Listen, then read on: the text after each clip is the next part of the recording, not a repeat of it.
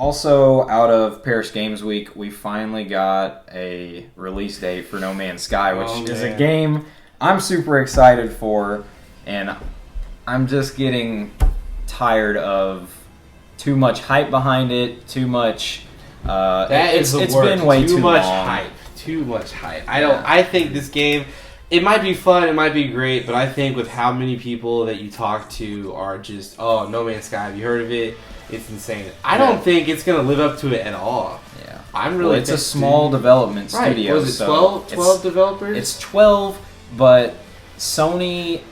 There's rumors floating around right now that Sony is like putting development resources behind it since which it would make sense. Console exclusive. Because it's a game that you are, say, an astronaut. Pretty much, but you can be a pirate and stuff too. Correct me if I'm wrong, but the sole center of the game is to find the center of the universe. Yeah. So and they haven't said what is there. Like, what kind of plot? Like, I feel like there's not really a true story to the game. Right, and that's why people are going to be let down. I think people are going to have their mind warp their imagination, if you will, into thinking this game's going to be, like, crazy. It's going to have maybe, like, huge story elements or little game mechanics that love, but I think at the end of the day, it's going to be another indie game that you travel to the Earth, and sure, there's some cool mechanics, but I don't think it'll hold, I feel like meat-wise.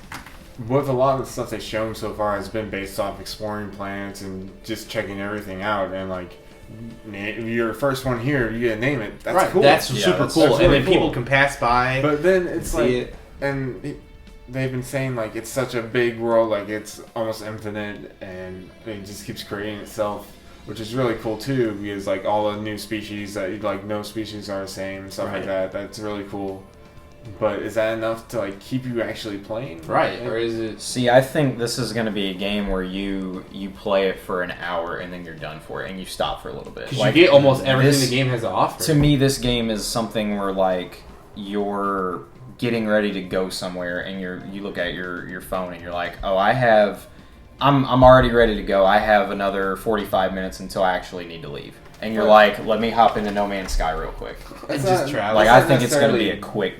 like little tidbits. Yeah, almost like a mobile game or something. Yeah. Like you check in whenever you're super bored and you're like, oh, I'll go look for a planet. I mean, that's not necessarily bad though, because it could be one of those, like, you could do that. Like, seems like you just like hop in and just do something real quick.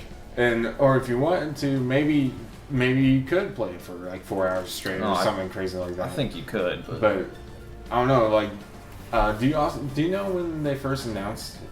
So, my biggest gripe with this game is the first time it was showed off was E3 2014. Okay. So, when it is released, if it does actually hit its mark for June 2016, that's E3 2014, E3 2015, and almost E3 2016. And close to E3 2016. So it'll be 2 years.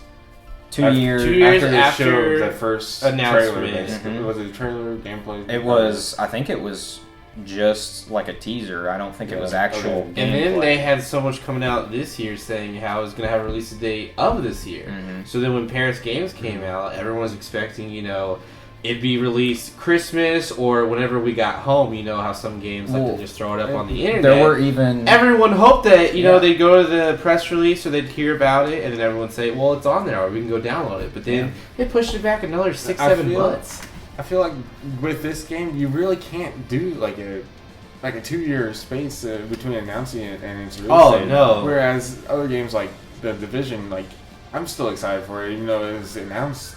Was that 2014 too? Yeah, I think it was 2014. But then it's like you have games like Fallout 4 announced E3 2015 coming out November the same year. That's where I hope they start. AAA game coming out in the same year it's announced. So maybe, I don't know if they ran into some problems and they had to push it back or what happened. I think it's just too ambitious. Right, so maybe devs like that should think about it before announcing their game. Definitely. If it's going to be on, I don't want to say this game's on a smaller scale compared to obviously the AAA games. Yeah.